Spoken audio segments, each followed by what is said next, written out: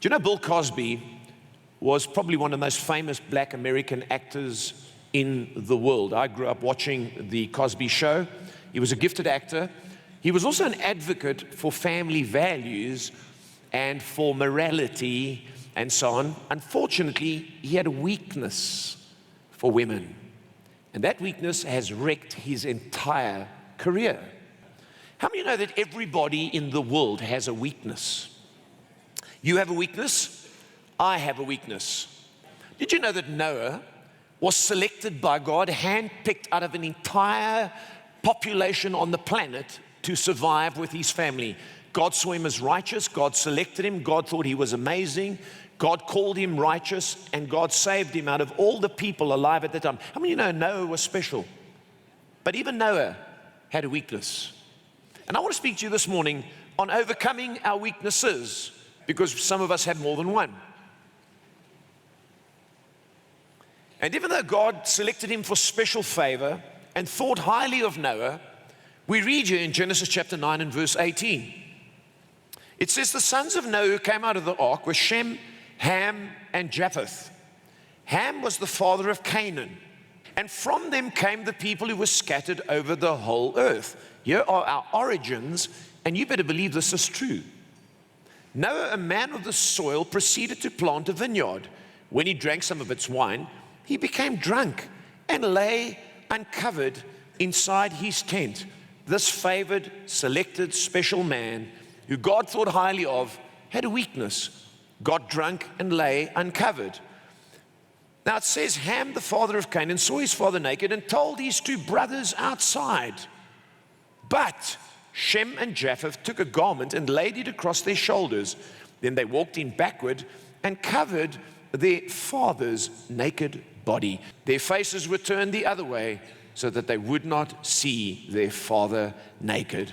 One exposes the weakness, the others cover the weakness. Now listen carefully to me this morning. We need both the exposing and the covering in our lives. We must expose our own weaknesses, but we must always cover others' weaknesses. And if you expose your weaknesses and you cover others' weaknesses, you will grow to be a mature, strong Christian, which is God's plan for your life. And so this morning I want to give you 12 things that you need to do in order to overcome your weaknesses. Number one, realize that everyone has a weakness, even the righteous. No matter who you are, no matter how gifted you are, no matter how good you are in your life, you will have a weakness. And if you deny that weakness, you won't grow. In fact, in 2 Kings chapter 5, we read about Naaman.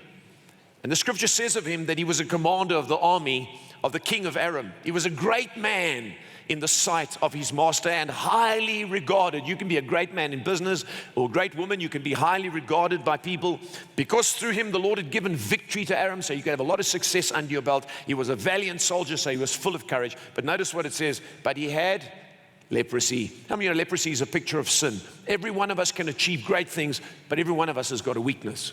Let's remember that, not so we can condemn ourselves, so we can stay humble and we can realize God still has to work in our lives. But I want you to write this down, church. There's a big difference between wickedness and weakness. Wickedness is when you just allow your weakness to run rampant and you just do what you like and you say, well, that's me.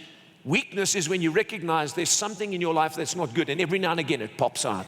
Don't live in wickedness and excuse yourself, but understand that you have weaknesses, every one of us, no matter how successful. Number two, never make friends with your weakness. Don't say, this is me and I accept me as I am. No, you need to despise your weakness and you need to resist it. And there's a weakness that is misunderstood in Scripture, especially the one that the Apostle Paul speaks about. There is weakness, listen to me, inside you, and then there is weakness that comes from around you. The Apostle Paul faced weakness that came from around him, not from within him.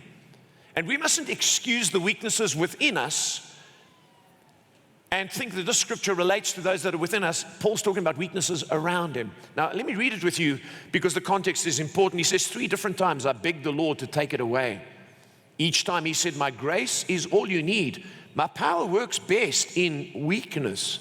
So now I'm glad to boast about my weaknesses so that the power of Christ can work through me.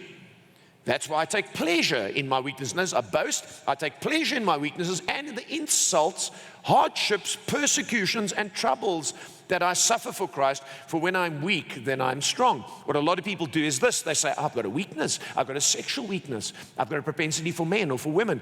I've got a sexual weakness. I can't be married to one woman. Or I've got a weakness for alcohol. But God says that when you're weak, then you're strong. So, I celebrate my weakness. He's not talking about that. He's not talking about a weakness in him. He's talking about weaknesses around him. Notice he says, look at your notes. He talks about insults, persecutions, and he's talking about people who came against him, and God didn't remove those people, but left him feeling weak and attacked and criticized. And God said, I'm not removing those people. You need to learn to live with my strength in the face of that. He's not talking about a weakness in your life. He's talking about a weakness outside. So don't celebrate your weaknesses and don't entertain them. You mustn't make friends with your weakness. Are you with me?